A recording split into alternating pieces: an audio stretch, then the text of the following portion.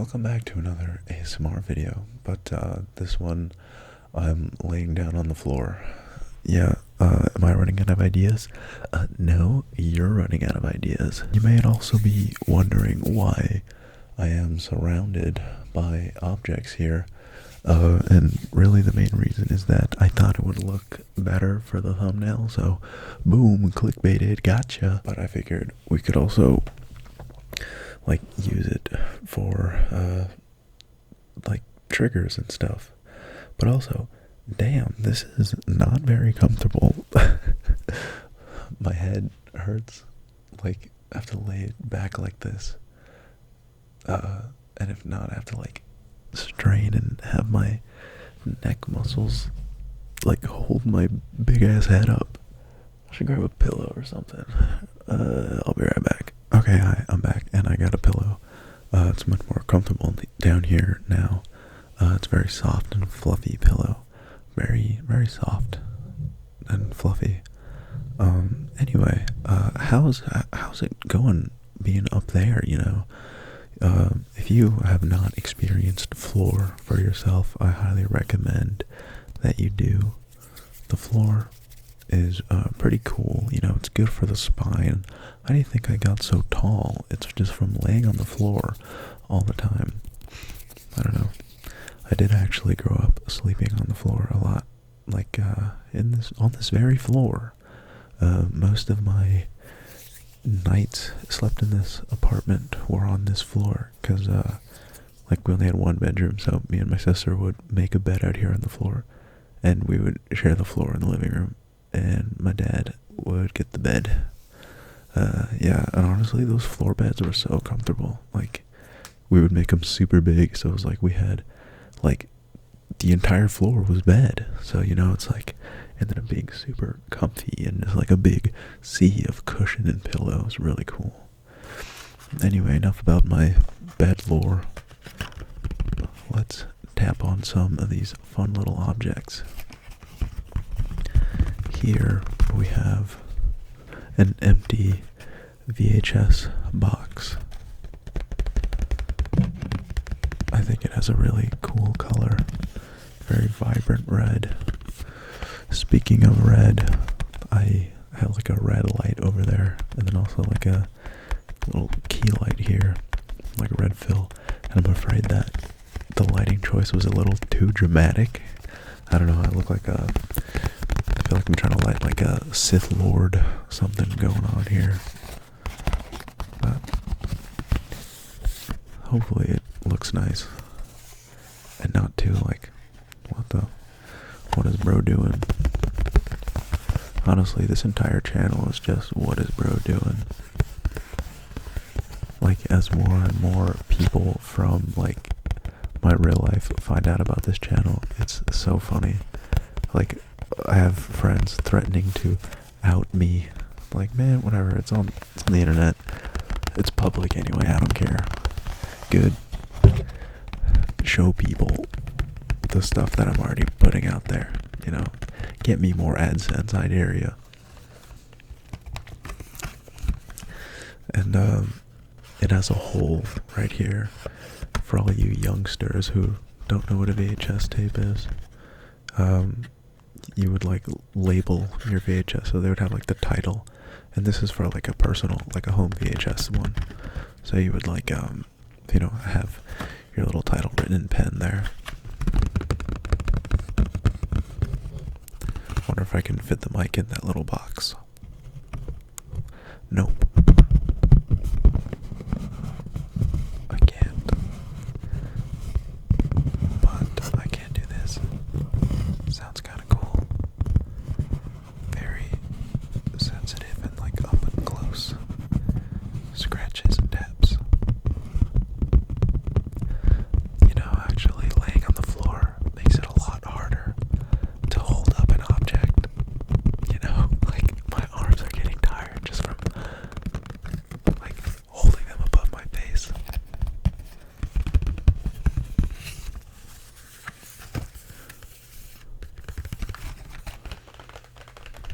I got something in my eye.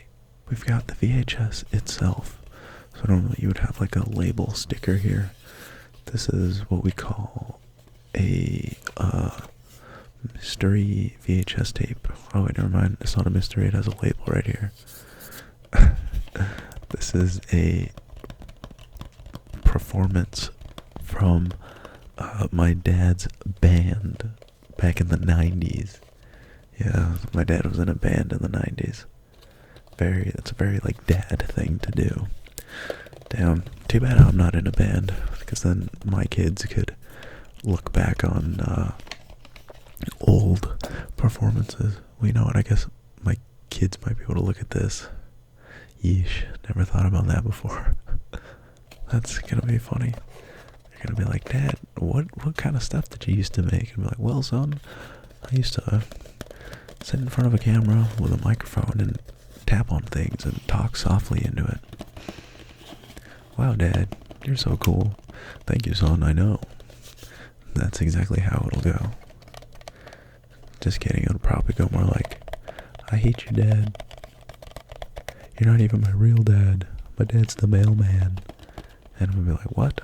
How did you know that? Yeah. Very cool. I grew up with a lot of VHS tapes. And I don't know if you did. You might be a little bit younger than me. Because I feel like I was like the last generation of people who like actually used VHS tapes. But like most of the movies that I would watch as a kid were on VHS. I have an old TV. It's like a small TV, like this big, maybe small.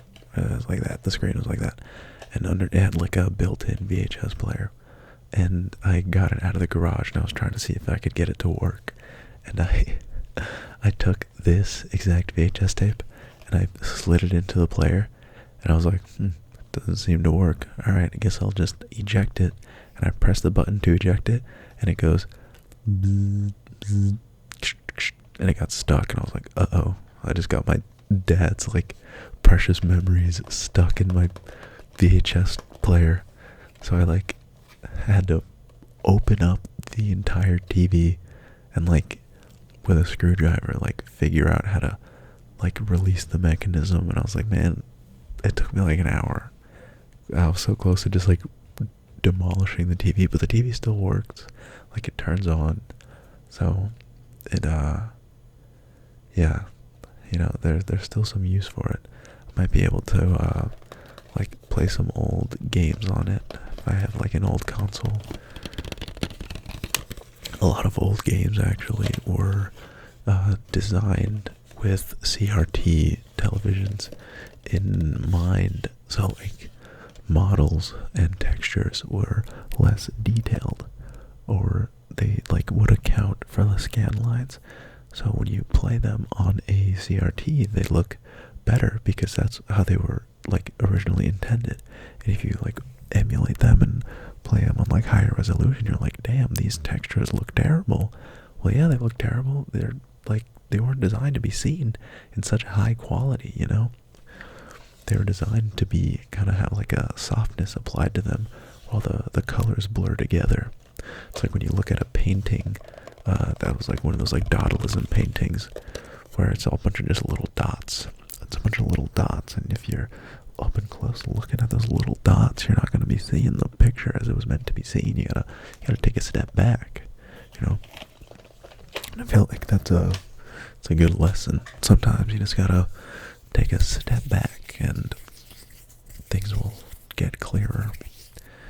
That honestly happens a lot where I'm like too engrossed in something, whether it be like a larger life issue or more of like a smaller tangible issue, where I just gotta like take some time away from it, and then you come back with fresh eyes and a fresh brain, and then things just kind of seem to start making a little more sense. Alright, let's take a look at this book here.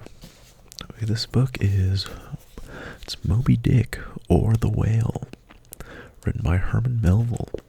It's a really beautiful book. I bought it just because it was so pretty, and I was like, I've always wanted to read this book, but I just don't. or I haven't had the time to pick it up yet. But I think this is one of those books that, like, people read it and they're like, damn, that is a good book.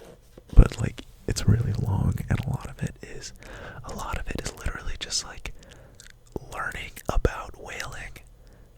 Like hunting whales.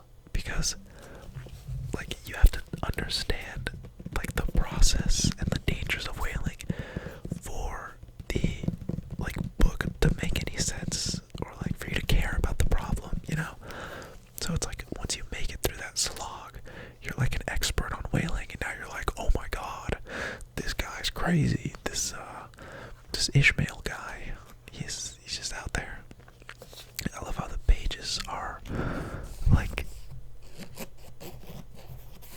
stained this really beautiful, like, cyan, like an ocean color.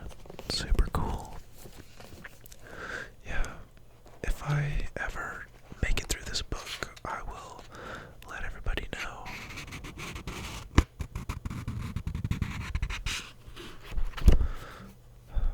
Maybe I should just, like, skip to the end. I'll read the last page. No, I don't want to spoil it. I don't want any spoilers. Yeah, I don't know, like, what if the whale eats the guy, and then he ends up like Geppetto and Pinocchio? Man, that whale was fucking scary, you know, Monstro. I think Monstro is such a cool name for a monster. And that whale at Disneyland, you know, if you go to Disneyland, you can see the whale in, like, on the Pinocchio ride, and it always creeps me out. It didn't used to when I was younger, but, like, now that I'm older, I go and I see it just like this big mouth and water, and I'm thinking, like, man, I would really not like to be in the water, like, inside that whale. I feel like it would creep me out. I think it's like a submechanophobia type thing, just like being in the water with, like, mechanical anthropomorphic things just freaks me out. Like, I would rather be in the water with an actual shark than with, like, a weird shark looking, like, animatronic, or like a shark statue. They would just freak me out. I don't know. It's like unnatural. Just be real. You know what I'm saying? What about you guys? Do you have any weird, like, phobias out there?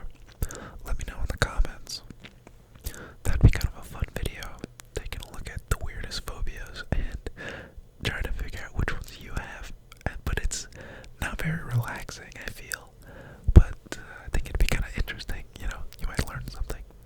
And I started whispering now because I realized that when I talk, it kind of, like, reverberates in a weird way through the metal stand that I have this microphone attached to right now. So I think the whispering is a little bit, like, softer and doesn't cause those weird vibrations as much. But anyway, that's not super relevant because this video is actually coming to a close. Yeah, thank you so much for sticking around this long if you did. I hope you're enjoying the videos that I'm putting out, and I would really love to hear from you guys.